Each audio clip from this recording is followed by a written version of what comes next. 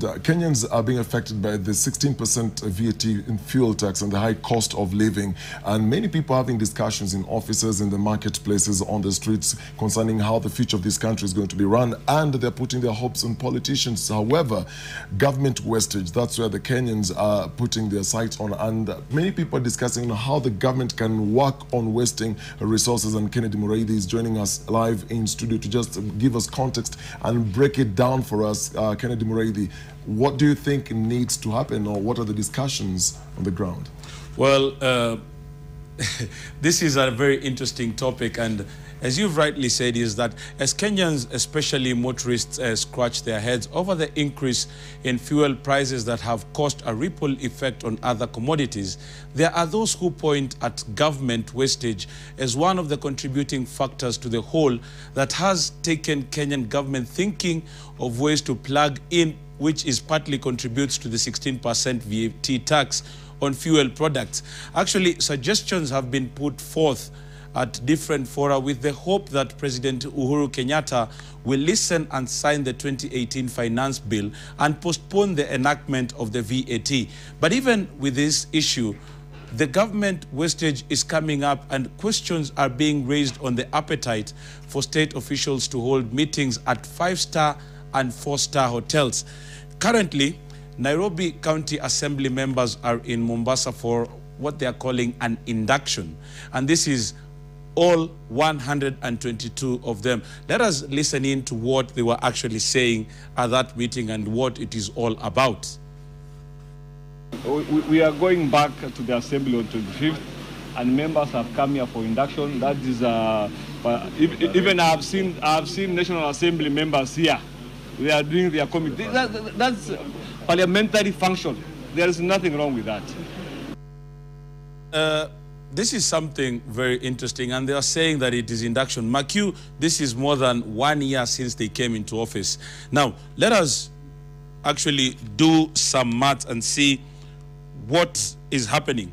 If you look at the screen that we have here, you'll realize that for you to take 122 members of the Nairobi Assembly to Mombasa at 14,000 shillings each per member for 6 days, we are looking at a conservative figure of 10 million. If you look at the screens, please put it up so that Kenyans can also see who are watching. And this is going up to about 10 million shillings, 248,000 cash. Now, members of the assembly are also entitled to what we call ground transfers. The ground transfers, each member is entitled to 20,000 shillings. That is per MCA, which is a one-off figure. If you do the math, that is coming to 2,440,000 shillings. Also, accompanying these members, because they are Shimiwa, they have to have accompanying staff. They have gone with 25 staff members. And if you look at it all, they are receiving an allowance of 11,200 per staff member. If you do the math, that is 11,200 times 25, which is the number, times 6 days, which is coming to 1,680,000. They are also entitled to this, what they are calling the ground transfer. But them is a paltry 2,000 shillings for the whole time. So it is 2,000 times 25, which is coming to 50,000.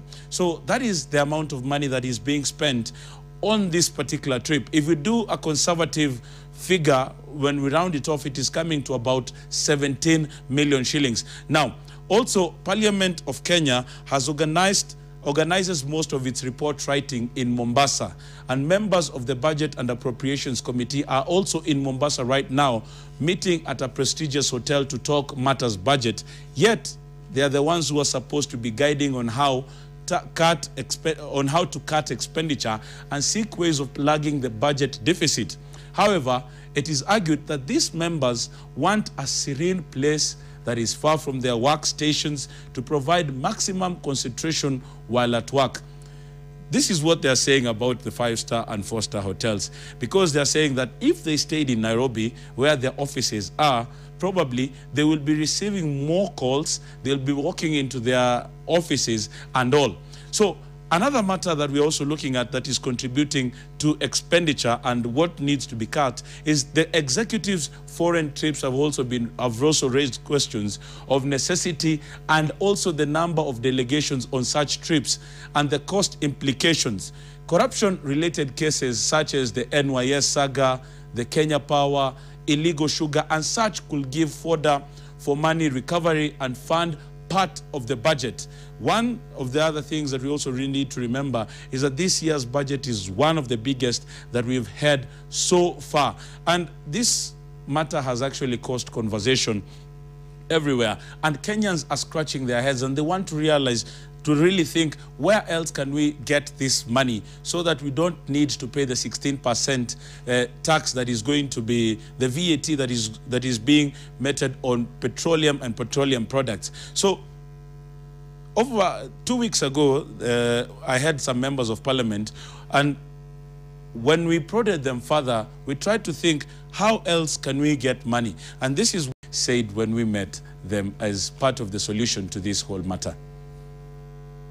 It is on record that 30% of our budget every year is lost to corruption. How about we start by sealing the loopholes where 30% of 1.7 trillion is going to be nearly 500 billion? Why can't we begin by that? If you're looking for solutions, we have said, let the government cut its expenditure. The government is doing work on corruption, but that work on corruption is not enough. We need them to seal the waste in government. We need them to seal the 30% that goes to waste every year. If we saved 30%, we would not need 16%. Just recently, the government lost a lot of money when they waived duty for sugar. And this money went into individuals' pockets. Just a few people, actually less than 20 people, got these billions of money, close to 100 billion. With this taxation measure of 16% on fuel, they are only going to raise 70 billion. So why lose 100 billion and then you finger the common man to raise 70 billion? It actually doesn't make sense. Dennis and Olive, this is a conversation that has just started. You'll realize that President Uhuru Kenyatta came in and he has not spoken on this matter yet. We also do expect that the 14 days that was given by Parliament, or the period within which this discussion is supposed to be, is supposed to end on the 13th. That is tomorrow. That is tomorrow or the day after tomorrow. We do expect probably tomorrow we are going to hear from President Uhuru Kenyatta. So this is part of the discussion that is being brought forth right now on whether are Kenyans ready to pay this 16% that was actually proposed by the IMF and it has been postponed for quite some time? Or are we going to look for other ways? Probably, Dennis and Olive, this is a conversation that really needs to be told and to be heard as Kenyans.